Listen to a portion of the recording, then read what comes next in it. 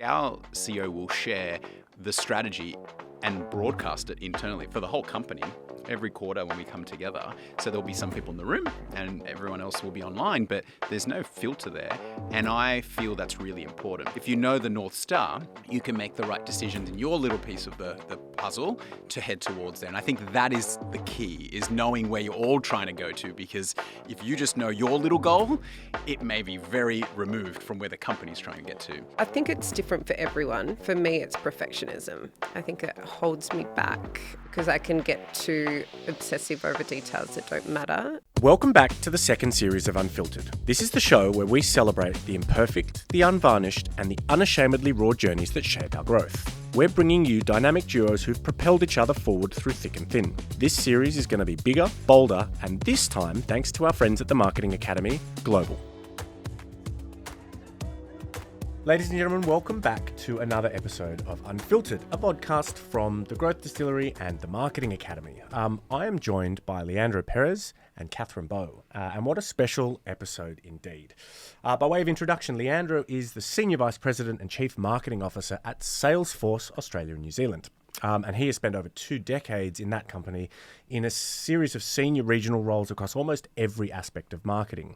He's a non-executive director at the AANA, the Australian Association for National Advertisers, an active mentor, a coach, both in the professional sense and on the soccer pitch. He is a fellow of the Marketing Academy, but Leandro is most well known, if I do say so myself, for looking $1 million in a 3-piece suit, literally no matter where he shows up across the globe.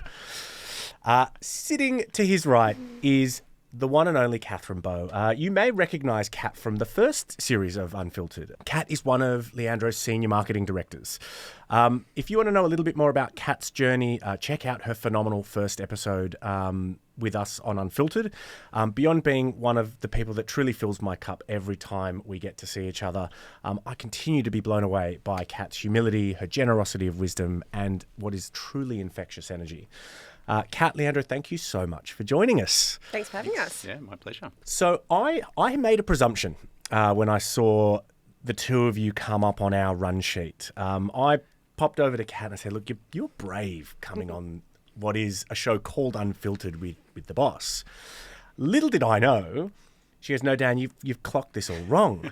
Leandro's reached out to me and said, do I want to come onto this? So credit to you both. I don't know who's braver in this context, but I think he is. Yeah. but look, I've got myself into. I'm super excited to dive into this because I think it's very rare that we get such brilliant marketers in the room and specifically a duo that get to work together. So I'd like to start here, and I'm going to start with you, Leandro, because you opted in. If you could distill your relationship with Cat and the role that she plays in your life, the relationship as a duo, into its essence, what would that be? That's a great question. I think for us, we spend so much time at work these days, right? And Salesforce is definitely no exception. Everyone on the team's very passionate. So we end up doing things in person. We've traveled together to locations, India, Singapore, the US. I think we've also, I wouldn't say we've known each other for 10 years, right? It's only really been, just over a year now. Yeah. Glad that I remembered the anniversary there. Yeah. And so I think the relationship that I have is when I hired Cat, it was to create a new muscle that we didn't have before on the team and really pulling pieces that we had in disparate parts and kind of elevating it. And I had to have a lot of trust that I would have someone there that I thought was amazing in their skill and take the, sometimes obscure direction that I might give and run with it and build an amazing team underneath her, right, to support that. So I would say we have a lot of fun. We push each other. By the way, I push her, she pushes me, right, as well, which is why I actually thought this might be fun. Her team pushes me too because they have permission because we set it up that way. And yeah, look, I just have, like you mentioned, I have joy in doing it because we both aim for amazing work. And that makes me happy because I like doing great work, but also it means we deliver for our stakeholders at Salesforce. Cat, Leandro distilled into its essence in the world of your practicing. Wow, the boss extraordinaire. Leandro is quite a force. I mean, he's quite a force in the team. He's quite a force in the industry, and I feel really privileged to work really closely with Leandro and actually be I feel like we can guide each other in regards to, is something working? Can it go further? Do we need to put a degree of humility in this? Actually, can we stretch it even further and are we trying to achieve enough? And as a result, we understand each other, certainly in a professional sense, really, really well. We work really closely, even though our horizon view may be slightly different within the organisation, in that Leandro obviously is managing from a HQ perspective. He's managing our senior stakeholders, and what our longer term vision is. For him to be able to give me the vision of what we can do from now an Australia, New Zealand perspective, and give me the autonomy to be able to run with it and know that I will come back to him where I need sort of seeking clarification. So the creative freedom is definitely there, and there's some grounded confidence, I think, in how we work and how we balance each other as a team. But yeah, it's also inspiring. He also is kind of extraordinarily high functioning. So, and I say that it is, but it's says also that like she's surprised. No. Based But on what you'd see. But I say that in a way that you almost kind of need to kind of sometimes taper that a little bit, because not everybody is. So, for instance, when we go to San Francisco for our annual conference for Dreamforce, my team are responsible for creating all of the content in and around that. Leandro is the host of much of that content. I know that, and we did this, 2 hours after he stepped off the plane, I can have him camera ready and interviewing one of our top clients and top customers. If it was me, I'm sorry, I need to get 8 hours sleep. I need to get a blow dry. I need to have a workout. I need to make sure I've had 3 coffees before I can be camera ready. So that level of high functioning also needs to be balanced. And I feel like I can do that with Leandro and be like, okay, Slow down, Leandro. You're running at 100 miles an hour.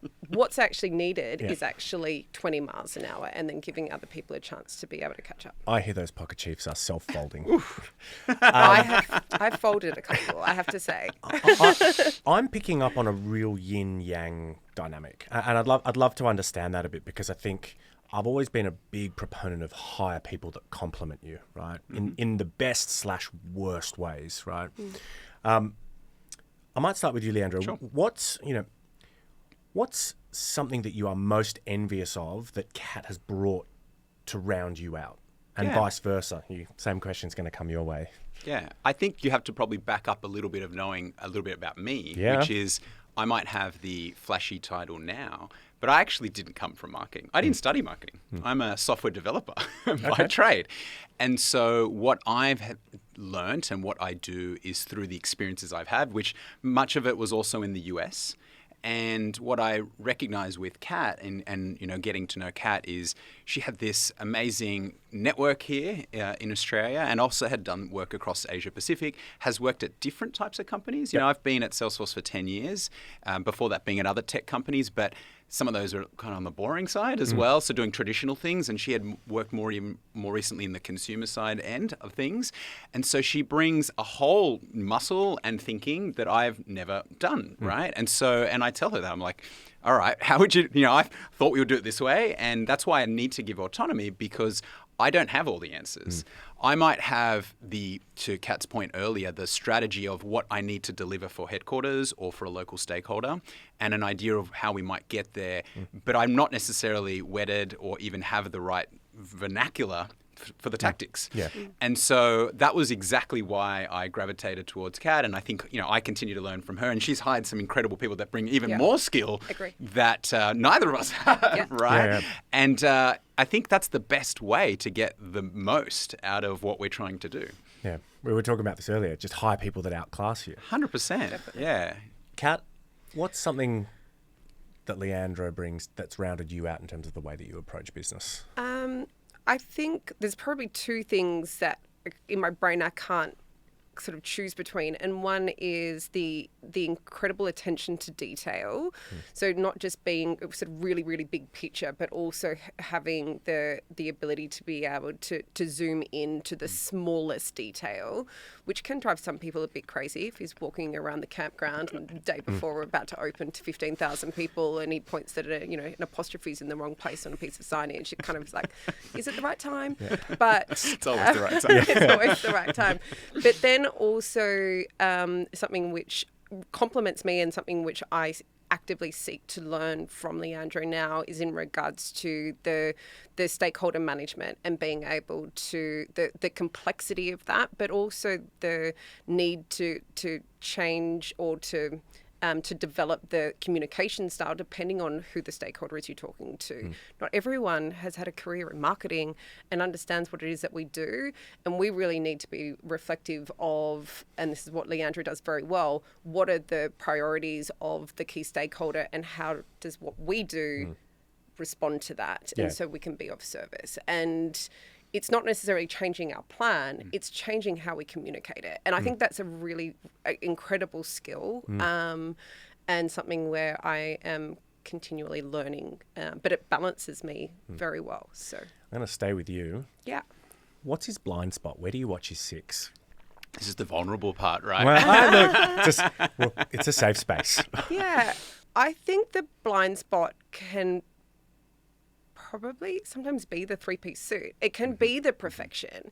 It can be the always kind of having everything perfect. And sometimes I think people don't necessarily see the real Leandro, which I have the pleasure of seeing every day. And so, and I think that can be a barrier, not actually something that, certainly in Australia, because as we spoke about earlier, we're so cynical that I think that it can lead to, potentially some sort of cutting down of tall poppy, when I don't actually think that Leandro is a tall poppy. I think that he is as grounded as the rest of us.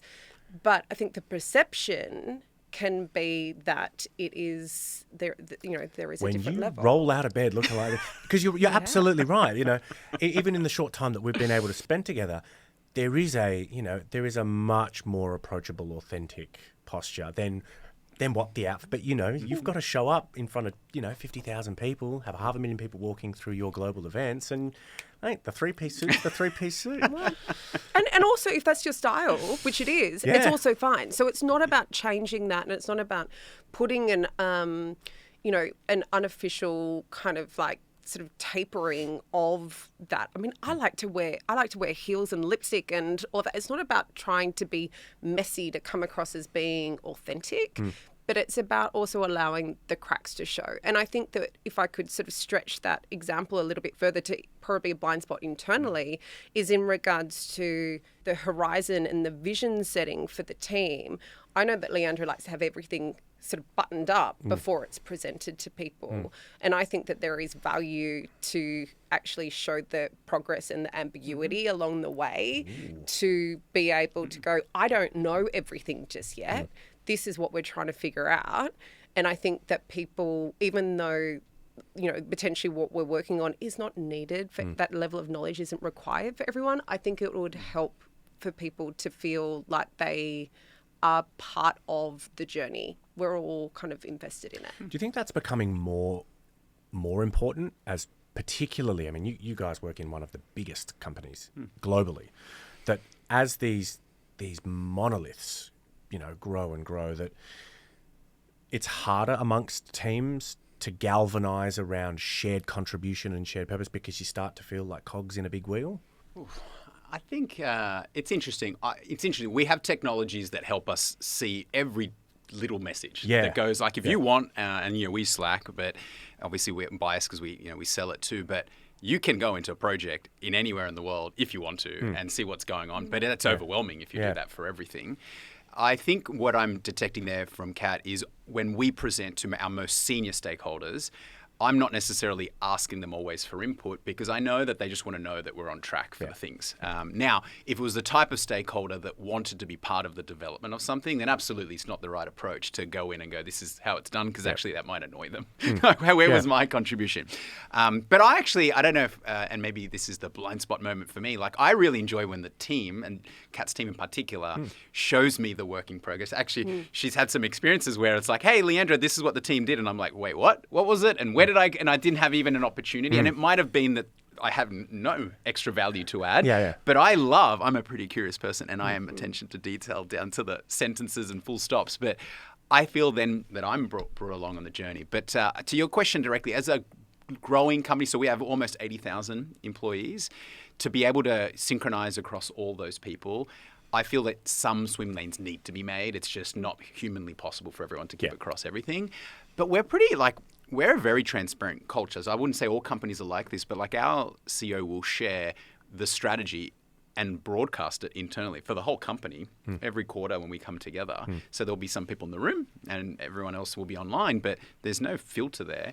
And I feel that's really important to make sure that everyone, because you can't be involved in every project, but if you know the North Star, you can make the right decisions in your little piece of the puzzle to head towards there. And I think that is the key, is knowing where you're all trying to go to, because if you just know your little goal, it may be very removed from where the company's trying to get to. I think you've absolutely nailed one of the dynamics that I think is playing out increasingly, which is sort of hyper-individualized KPIs, and you lose sight of that bigger picture.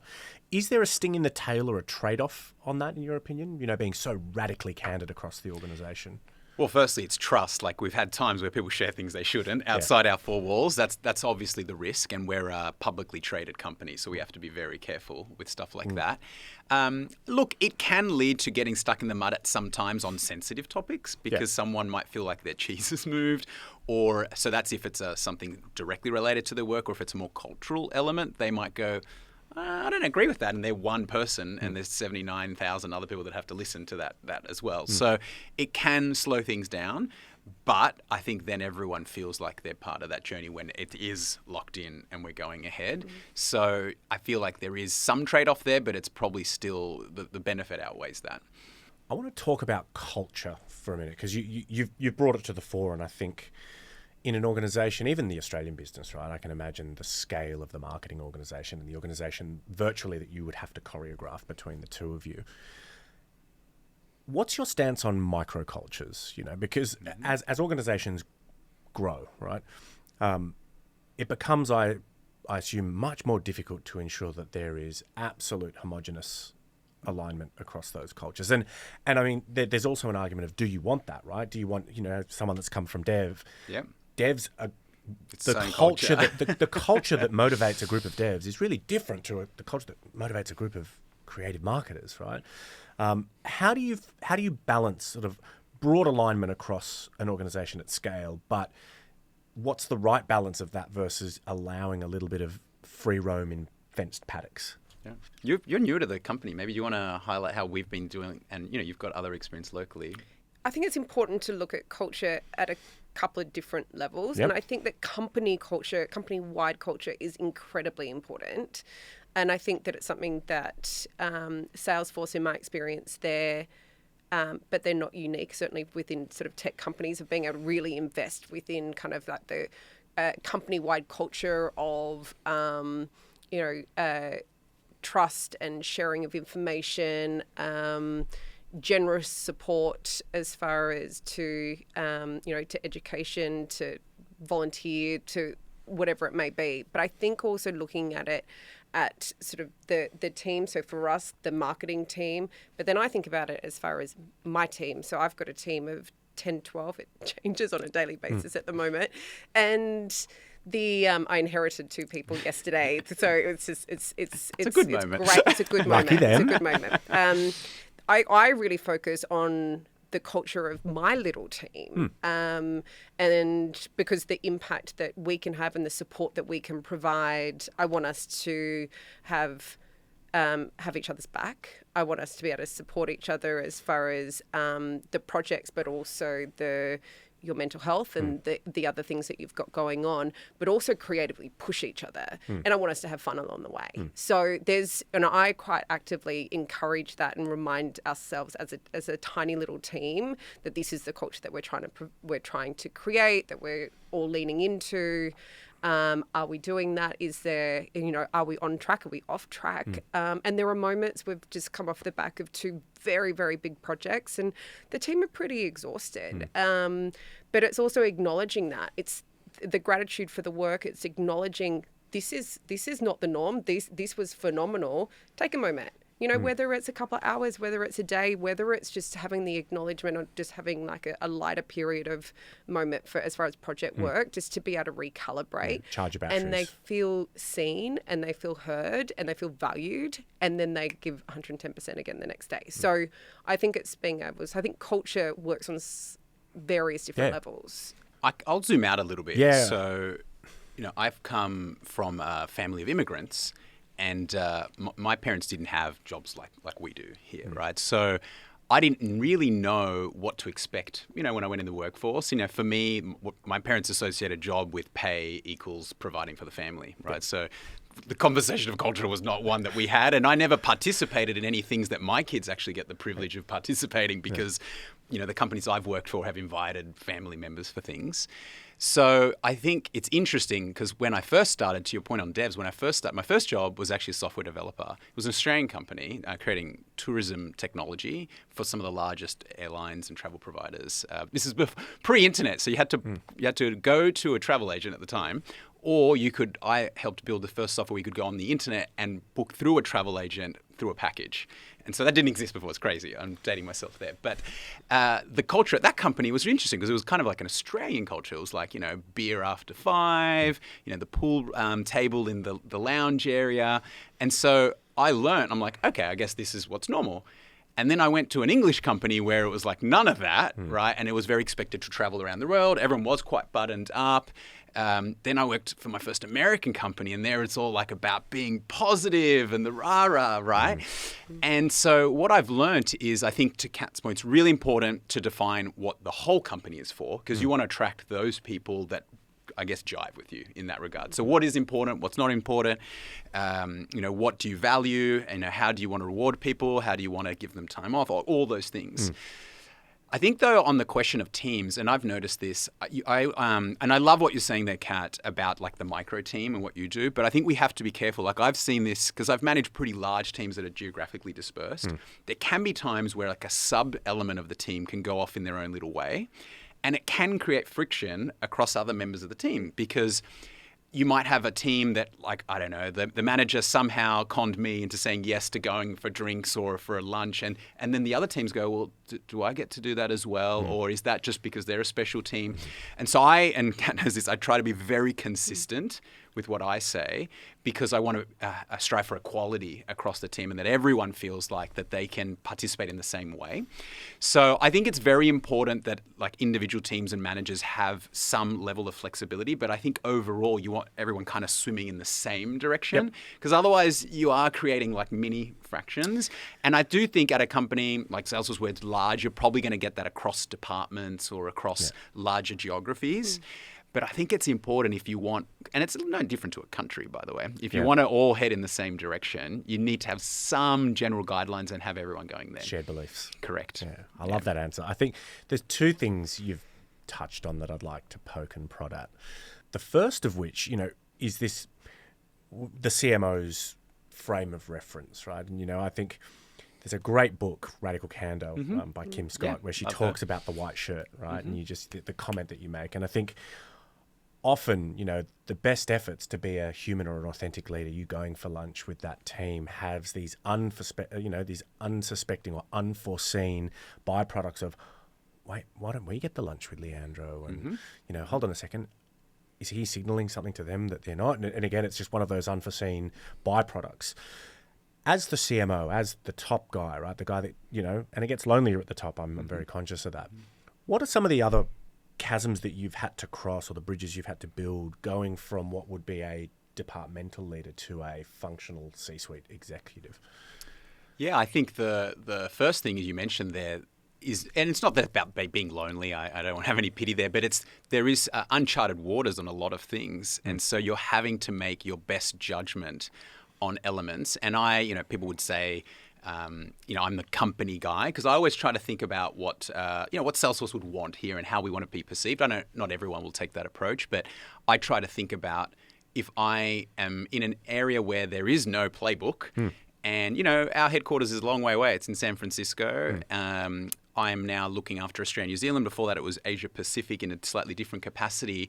And again, there's no real right or wrong way to do many things. And so I think for me, it's like, how can I make those decisions with as much as information that I have and try to be authentic that do I believe it's the right decision?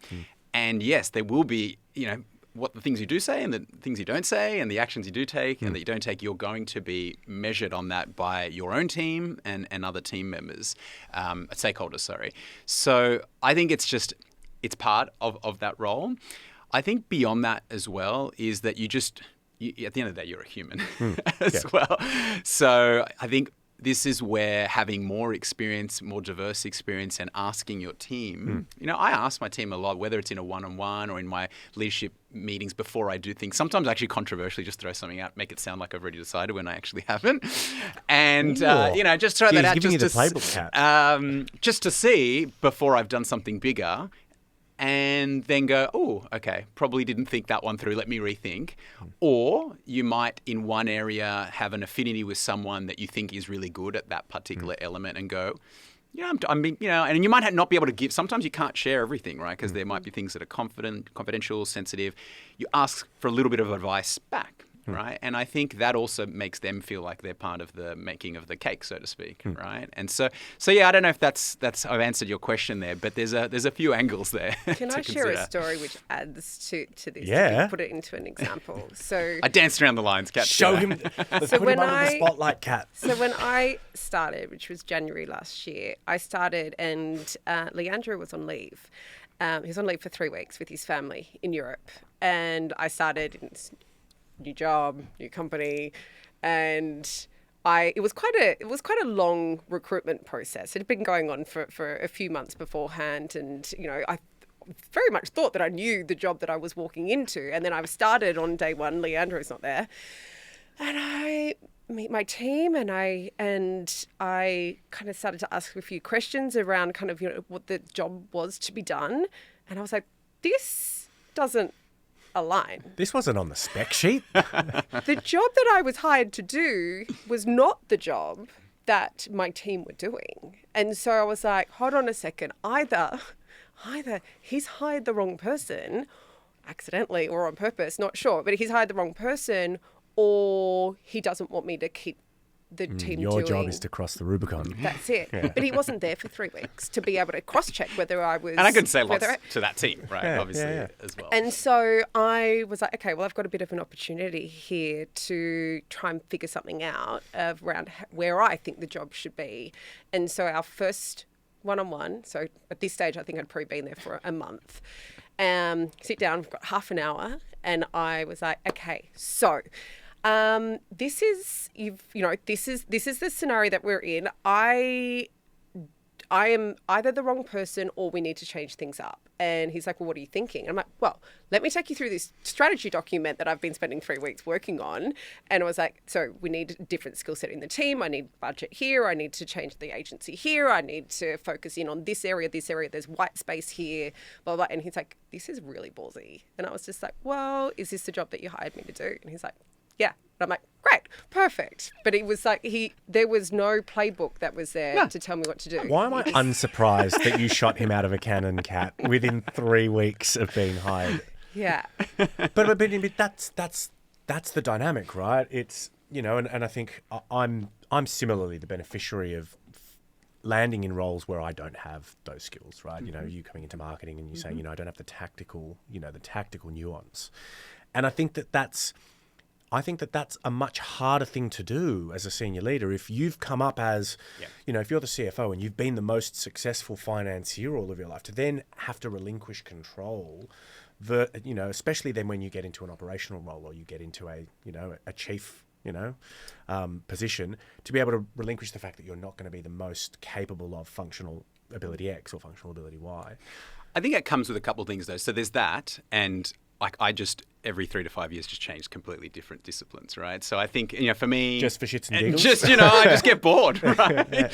But with Kat, she will also know there's an element of okay, I'll let you go. But she knows there's going to be feedback coming frequently and often. Yeah. And so I think that's the other element, right? So it's not just go and set forth on your mission, but it's like, all right, now let's keep talking. And as I understand more, and I'm like, okay, but what about this and this? And there's this correction that happens, and it's these micro adjustments that give Kat the direction, the team the direction, and sometimes it's like actually that's not it at all, right? And so that has to be willingness on both sides to participate. You've picked my second favorite topic, which is feedback. I think, and I'd love to step into this. What's the feedback culture between the two of you? And more broadly, your leadership team, of which we've got a proxy here. Where does that sit in terms of the nucleus or an adjacency in terms of what are high-performing, breakout teams?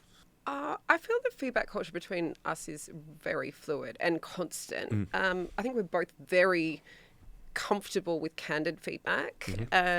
We encourage it not just in each other, but also in the feedback that we have to give to sometimes very senior people within the organisation. And so it feels consistent and a muscle which is kind of always practice. It's always part of kind of the critical loop in which work is being done. So it doesn't feel like it's kind of at a set time or in a set way. Yeah. But for those that might be coming into an organisation that that really does celebrate clearly radical candor, are there structures that are put in place to support? If the reason I ask is if someone's tuning in and they're going, well, these guys can really have an open and honest conversation with one another, and I think that would be a secret to my success. How might they go about implementing? Because these things always have to start with structure, right? And then it becomes more organic. You don't just... Yeah, look, I think there's a few pieces, and it's funny, when you just do something naturally, you don't think about what's needed. Yeah. But I will say I've managed a lot of people, and I've been managed by a lot of people, and it's not always easy to do what we do. And so I think it's, firstly, if you can understand at a human level that what you're saying is not about the person, it's about the project or the business. Yeah. But not everyone has that. So I think you need to get to that somehow. And that's not necessarily through a structured way, but you need to try to cross the chasm, so to speak, that, hey, I'm just going to be talking about the thing and it's devoid of the person, right? And the team, right? It's not calling their baby ugly, so to speak. So I think that's number one. I think number two is it's all the time. So it's not like we get into our one-on-one and that's when I unload all the things. In fact, every single thing that Kat shares to me or that I shared to her, there is literally going to be feedback. And it's just like part of the conversation. It's like, oh, I thought we were going to do this, or I don't like this, or what about, did we miss this thing altogether, or they're not the results I expected, or I need more money, or I need more, and there's feedback on all these things, right? And then it's happening always with her peers that are my other leaders as well. And I encourage that. Now, that's also gets hard because sometimes a bit of feedback might mean that someone's going to lose a resource or gain something over here, or maybe their team's going to think that there's some, other, concoction happening as well. And so, but if you do it all the time, then people just don't have the time to think about everything. So there's another bit of that, right? Yeah. Just drown them in feedback and they'll never come up. Then it's not feedback, then it's just work. Yeah, right. So part of the fabric. Yeah, so a big part of my sort of philosophy is, and I have to break some of the team out of this. They always want to think about everything through, make all these comms about every single change. And I'm like, we work for a Silicon Valley tech company. There is no time for that. Like, we just got to keep going. And I know not everyone is in that mold, but like more and more, every business needs to work at this pace. Yeah. And so I just sometimes like, let it go. Like just do what you need to be doing. Forget about all the other stuff, which to your point, if the pace improves or speeds up, you just can't. It's like when you're driving faster, you can't read all the billboards along the side of the road, right? Yeah, like the pace is pretty crazy. And when I first started, it was like, I kind of thought that we were kind of consistently pivoting. But actually, when you pivot that often, it's not pivoting, it's actually almost wayfinding. It's there's a constant element of iteration, of change, of kind of sort of wayfinding your way through something, knowing that there is a North Star.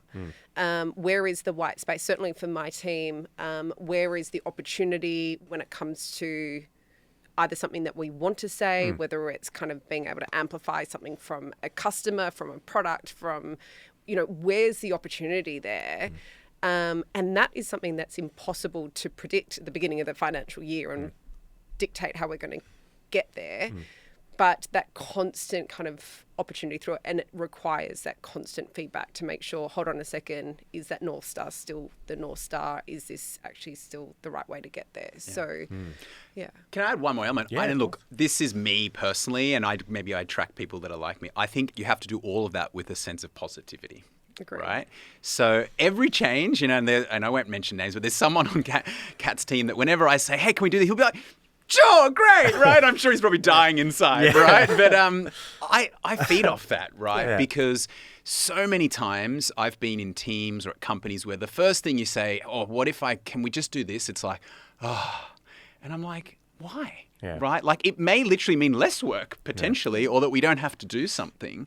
And I think that signals to me an inability to be curious. And I think, so being positive, being curious, you can be smarter at how you get something done as well. So I think that's needed on both sides as well.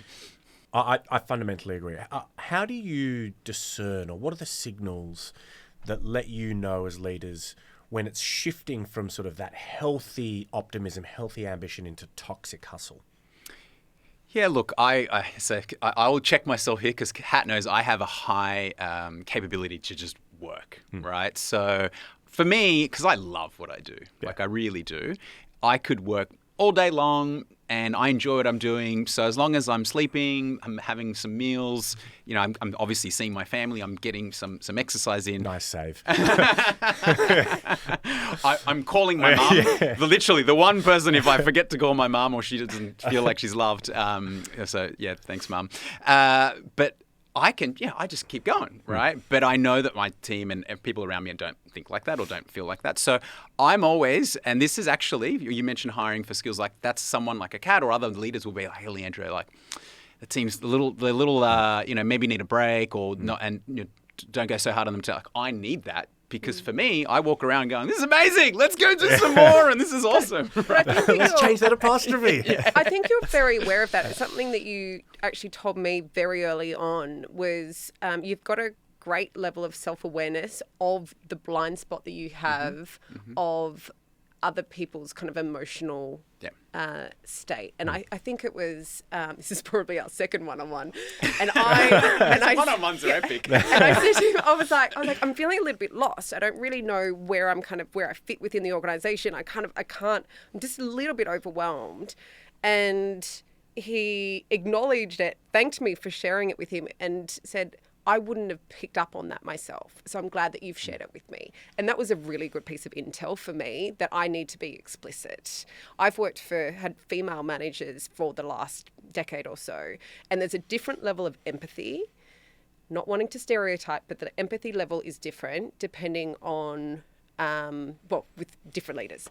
And so to having that kind of that awareness that you don't have the best gauge of other people's emotional state is actually good to know. Especially if they're putting on a front, right? But not only that, but like in your second epic of the epic one-on-ones, but also they got less epic. But to have the courage as a senior leader to go, hey, I wouldn't have caught that. I think that in itself, that's a much more, in my mind, much more profound skill set.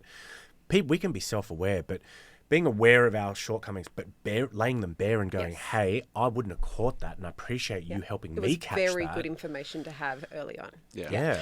I'd say, and the reason I picked up on something like that, and to your question before of like structure, one great thing, and we haven't done it at many other companies I work for, we do have a couple of processes. So one is we have a great insight survey. It's run by an external firm. It's quarterly. and then kind of rolls into a deeper survey once a year where people rate you on a whole bunch of stuff, you as a manager and also as a team. And then there's a free text section where you can say whatever they want. And we also, for senior leaders, either regularly because you request it, or maybe you're going up for a new role where you get a 360 from everyone. And I've just taken that feedback on board, which at the time is like, oh my gosh, right? Like what is it? And by the way, the funny thing was some of the comments before around the polished, like Love cat. well, this is pre-cat, but there will be like feedback like Leandro surely is a robot. Like, how does he just, and I was like, really? Like, just because I do my hair every day? Like, right? But knowing that is helpful. And so my advice there would be to senior leaders is you need to like listen and read those comments, because that unfortunately or fortunately is how a perception it exists. And so I now know that, and that's why when Kat said, I'm like, thanks for telling me, because I wouldn't have picked that up, and then we can talk through it. And I much prefer having a conversation about something up front, even if it's not great or if we need to pivot, because I'm also a problem solver. Like at heart, you can't get the engineer out of me, which is, okay, new process started, right? I agree with that 100%. What are the things that I now need to do? Because a problem known, for me, 100 times better than something that I accidentally get blown up on by walking on the field on a landmine. Rip it out of the shadows and, you know, the impediment becomes the way. What do you look for in your leaders? Courage, clarity, and the word that's coming to mind is like inspiration. I want to be striving for something, and I want that vision to be shared, that we're working towards. I've worked for companies before that you're managing the decline and it's just like, it's not a nice place to be. And the one thing I love about tech and I love about Salesforce is like, you're managing this, like there's this incredible growth within the company. It really still feels like a startup. It really still feels so agile. It's so positive as far as like the vision and what it's trying to achieve. And the leaders that actually can help define that and kind of demonstrate where you're sitting and how you can contribute to that. Leandro? So I guess I'll ask you quickly, do you want me to ask it what I would look for in a leader of mine or in my leaders that are on my team? You've stolen my next question. Sorry, I keep doing that. I know. I want to know, what do you look for in your leaders? So given where I am now and the personality I have, I tend to like someone that's very direct and just tells me what it is, how it is, like what's important to them, and then kind of gets out of my way. Especially, I've had a lot of leaders that are usually, or most of my last 20 years, the leader's been in another country. So having to go past an approval with an overnight sleep, like it just doesn't work for me, right? I move too fast. So having someone that's like, this stakeholder is important, these are the 2 metrics I care about. Usually what leaders are not that good is telling you what are the things they don't want happening, like the surprises, for example. I used to have this old boss that says, I love surprises, but only in the little blue box. And she was a fan of Tiffany. But they're the only surprises she likes. And so, but she's I'm not like, Robinson Crusoe. No, no.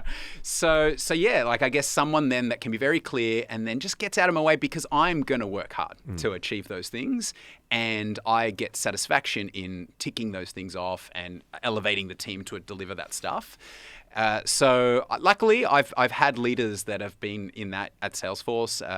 Obviously, we're always changing, and you may have other stakeholders that you have to serve, and so they're not always correct, not always as clear or as easy to decipher. But yeah, that's literally like as minimal supervision as possible is my cat's life. And can I ask for the same thing? Yeah. But how? Okay, so guys, how has that changed over the last 10 years for the two of you, right? Because I presume if you go back a decade, you're probably sitting in a similar camp to Kat. Very different. Like I said at the beginning, that was because of the role I'm in now. Like 10 years ago, I was starting off my time in Salesforce in HQ in San Francisco, leading a corporate messaging team. And I was, again, that was brand new to that role. And it's in the comms function, never been in the comms function. English second language, and I'm leading the comms team, for Salesforce, right? Strong secondment culture. And so I needed a manager, and actually at the time more like a mentor, right? And he had done this role before, and so I was like following along, taking notes on everything, right, and learning of how he had done things. I needed to be able to ask questions. Hey, before I threw something up to our CEO, is this how you would do it? So very different times, and I was also in a different country, local nuance, all the things, right? So it definitely depends on the situation you're in. So how then? Kat's waiting for her chance to say, "Can I have that for?" Can I'm just going to assume that I can have that, and I'm going to. She already has that. Come on. You've given you the arrow, and you're going to go. I just want what you Late on a want. Friday, surely you'll agree. Kat, if I'd have asked you this 10 years ago, what would have been different?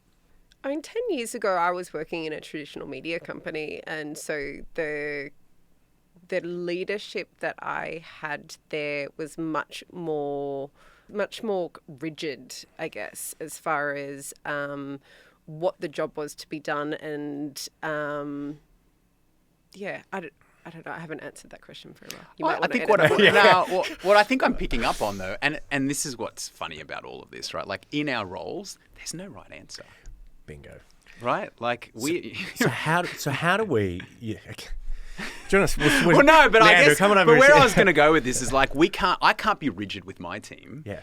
Because I don't know, what the market's going to do, where the innovation is going, and so what's right yesterday is wrong today, and if we are not, self-aware enough to know that, what I say literally as soon as I've said it, it may be dated, and so actually I wanted to come back to what I look for in my leaders. Yeah.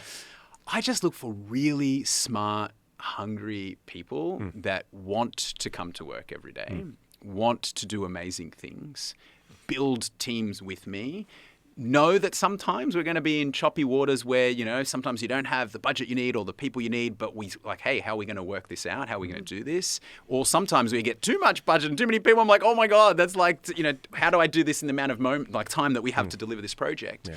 And so I look for that. And my team is split up somewhat functionally. So, of course, I need in each of those areas some level of expertise and speciality as well. But the real fundamental comes back to that wanting to do that hunger, and being flexible, knowing that things are going to change and being resilient to that. Agree. Yeah. So I think you bang on in that. It depends, right, on the role, on your boss.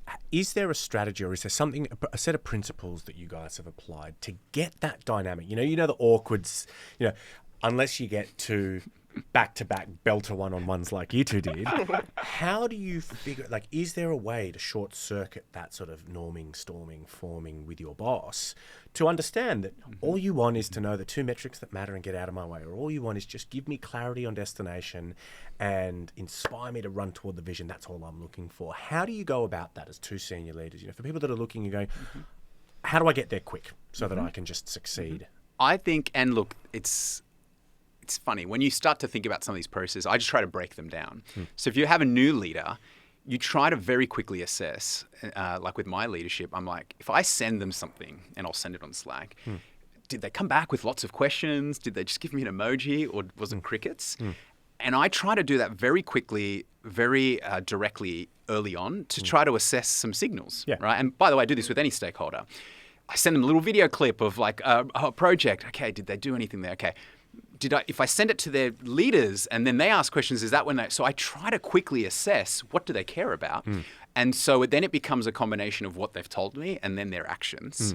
And then I go in and ask, okay, so when I asked you that, was that important to you? I try to just get it off and it can be in an informal setting, right? I just see them in a coffee line or at an event. It's like, hey, did you want to learn more about that? Or do you want me to? And then I'm like, once they give me that answer, if it's like, oh no, it's all cool, I'm like, all right, I'm running, right? And so it's this a little bit up front of trying to force the issue. And then locking in. And look, people may change their mind. And you learn that, unfortunately. That's some of those landmines I talked about. But you might walk into one of those. And that's something you just have to learn and adjust from there. But I try to manufacture the answer that I want. Interesting. She's going to try to do something now. No. Well, I find it quite, so if I think about how my team, for instance, work with Leandro, for instance. So Leandro likes to have lots of feedback. He likes to see, and also the stuff that my team do is really fun. It's really exciting. It's really creative. So Leandro wants to be involved in the creative kind of storming. But for me, as the leader of that team, I want to ensure that what Leandro sees is at a level which I am comfortable with. So she's blocking it, just like she was saying. It's not so much about blocking, but it's Such about a buzzkill. But it's about kind of ensuring that I want to ensure that I don't want to waste your time. Yeah. I want to ensure that everything that gets put in front of him, it doesn't need to be finished. I'm very, very happy to share stuff which is in progress, but I want to ensure that it is excellent, even if it's unfinished. I want to make sure that we've got the thinking that's there. If we're putting stuff in front of my boss, which has got errors in it, which I would pick up, that reflects on me. And so I want to ensure that as a team, we can both move fast, we can get the feedback, but I want to ensure that I can provide the feedback at my level as well, and we can we can have the storming and the creativity and the brainstorming within us as a team. Otherwise, I'm not required. Do you know? There's not that. There's a level there. Always required. By the way, do you want to turn this into one-on-one? I'm going to give some live feedback here right now. I can't wait for the SBI model to come in. So this was the situation. No, but just to react to that very quickly is I actually don't mind some errors. What I really care about is well-formed thinking. I was going to say considered, not perfect, but considered. Yeah, for me, I get presented a lot of things, not just from Kat's team, but just our campaign managers. If I ask, why are we doing this, and what's the strategy, and they can't answer that, but they've got this perfect plan, I'm lost. You've lost all credibility with me. Yeah. So I think in those situations, I care more about why are they doing this? What's the goal? How will we know if it's successful? What will we do in place to make sure we won't, fail? And then if, some errors here and there. And by the way, some of my other teams, because they can't move as fast from a creative point of view, it requires data or it requires building a whole new dashboard, they have to work with me in that fashion because they just can't. It's going to have mistakes or errors because they're building it. It's more like programming. I'm used to having bugs. Or as some people would call, undiscovered features, right? Yeah. So it's more about the thinking, right, for me. Yeah. Don't get me started. Hallucinations, the greatest brand campaign of all time in my mind. Right? Creative hallucination.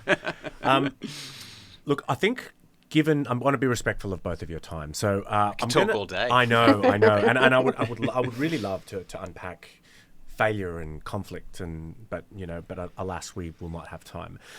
What I do want to keep time for is the way that we are wrapping every episode this season, which is the big 3+1. So I'm going to start, Leandro, with yourself. So I've got 3 questions. Take it in whichever direction that you'd like. Okay. I'm giving you freedom within the framework. What's the single most important question we should be asking ourselves? I ask this, I'm not formal about it, but am I happy with who I am and what I'm doing today? I do that just sort of when I get a moment. I'm like, am I happy? And am I doing what I'm supposed to be doing? For me, it would be similar, but I'd phrase it differently in regards to, am I proud of that?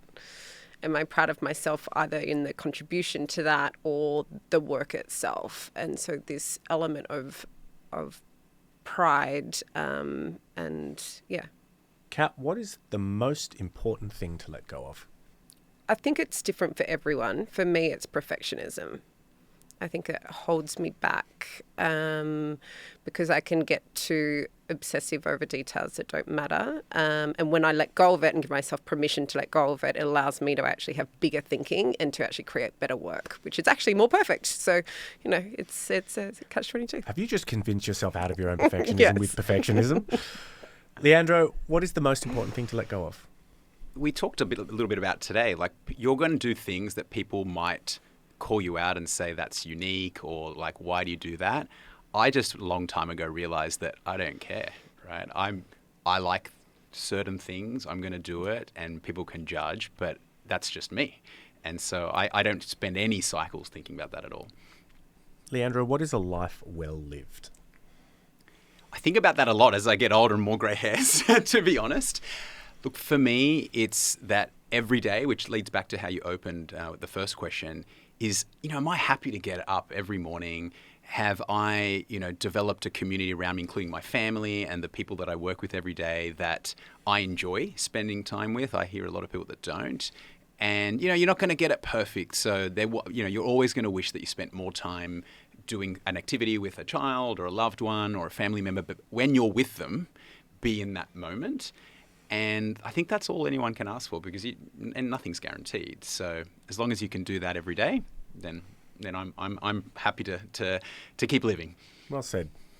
Kat, what is a life well lived? For me, it's all about family, I think, for me. And maybe it's in the stage of life that I'm in. My kids are still really young.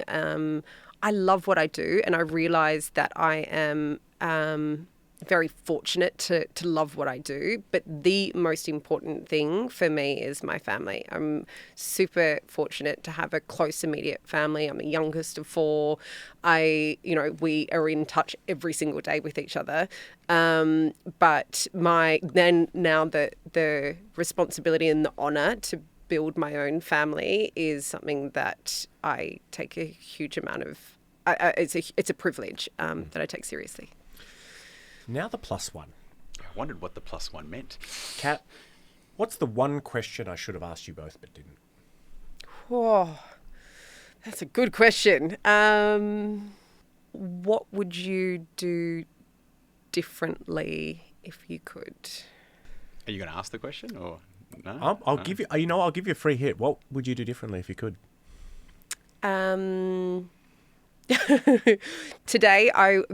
Recently, I would get up earlier and do exercise before my kids wake up so that I can actually ensure that I've got a better balance, which right now I am not doing because I'm valuing sleep. You and me both, mate.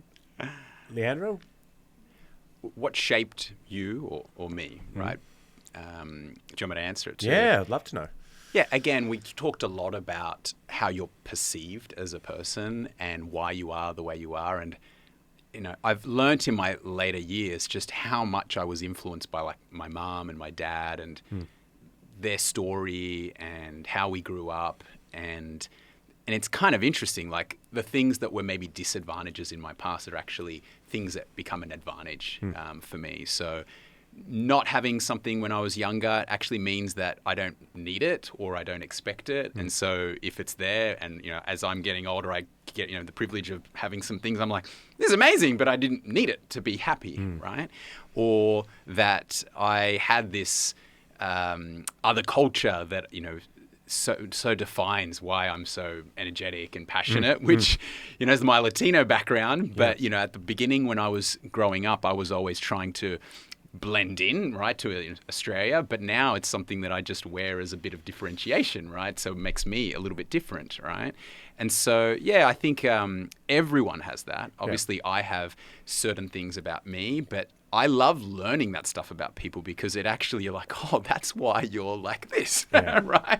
And so I generally, when I catch up with people and, of course, I've heard your story interviewing Kat as well, the more you know about someone, it's just helpful to get along with them. So, I always think that's an interesting one. It's funny, right? Because it's so common, the paradoxical nature of the burden that privilege then becomes versus the amazing weight lift that struggle or strife or something earlier in life becomes this sort of drafted momentum that you can carry into your late life. And I think my take is it's just the power of framing, right? I think yes, we have an amazing ability as humans to take something that can be baggage that you just need to jettison, and just with the simple power of framing, it becomes something that really ignites you. It's a positive. Can I give you a story on that very quickly? Absolutely. And this is to your team as well. So I have a little series where I interview some of our customers, and I started it pre-Kat and her team, who now helps me on it. And I used to spend half the time in the interview just asking the person that I was interviewing questions about them, because I'm genuinely curious usually I'm put in front of someone that I've never met and I'm trying to build a rapport. And I found that the most interesting, right? And, the episodes were starting to become 40, 45 minutes. And the first thing our team came in, they're like, all right, Leandro, we're cutting all of that up front. We're getting straight to the meat and the business talk. And I was like, but I kind of liked that bit. But, I took the feedback and we don't have that anymore. But maybe I need to bring it back. No, but and we were talking about this before we went. There's a balance. Yeah. And Kath's like, we don't need 2 hours of life story. Oh, gosh. But where that comes from, to the question of where, how I was shaped. My dad, both my parents are Argentinian. Growing up, I didn't have a real immediate connection with a lot of my cousins and family because they were all back in Argentina and we were in Australia. And back in the day, to do an international phone call was really expensive, right? You'd get on, it'd be by the minute. It might have been like $10, $15 a minute. So what my dad used to do is he'd get an old, it wasn't old at the time, but like a cassette recorder with the microphone, and he would have me talk to a cassette, and he'd ask me questions. He's like, so that my grandparents or my cousins would hear about my life. And getting emotional talking about it, actually. But he'd ask me, what my day was, what sport I played, and that is just, what shaped me. So I love storytelling because of amazing. that. Yeah, nice. And I think I can certainly tell that it's carried with you as a leader because your people are your family, and that's become resoundingly clear in the time that we've had together. Kat, Leandro, I cannot wait for part 2 of this. You've been very, very generous with your time. Thank you so much for coming, bearing all. It takes, a lot of courage, and you both mentioned courage, but to come on with your boss or with your direct report and to talk authentically and honestly as you have, I think is incredibly courageous. So thank you. Thank you. I've sincerely enjoyed our time together. Me too. My absolute pleasure. We've thoroughly enjoyed bonding as well as part of this experience. So I can't wait for next week's one-on-one. Me either.